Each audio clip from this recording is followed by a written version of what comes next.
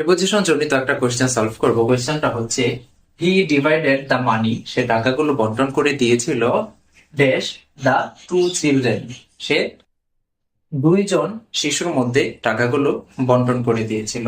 শূন্যস্থানের জন্য option A তে আছে, অপশন বি তে আছে এমং, অপশন এ তে আছে বিটুইন। সর্বদা মনে রাখবেন, কোনো একটা জিনিস কাউকে বন্টন করে দেওয়ার ক্ষেত্রে যদি জিনিসটা দুইজনের মাঝে বন্টন করে দেওয়া হয় তাহলে প্রিপোজিশন হবে বিটুইন। আর যদি জিনিসটা অনেকের মাঝে, দুইজনের বেশি লোকের মাঝে বন্টন করে দেওয়া হয় তখন প্রিপোজিশন হবে এমন। অর্থাৎ দুইয়ের মাঝে বিটুইন, দুইয়ের অধিকের মাঝে এমন প্রিপোজিশন ইউজ হয়। এখানে বলা হয়েছে সে টাকাগুলো বন্টন করে দিয়েছিল।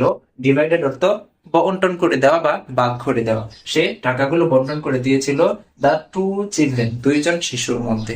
তাহলে দুইজনের মধ্যে বোঝাচ্ছে, তাহলে আমরা এখানে শূন্যস্থানের জন্য অপশন এ নাম্বার চুজ করব। অর্থাৎ he divided the money between the two children, সে দুইজন শিশুর মধ্যে টাকাগুলো বন্টন করে দিয়েছিল।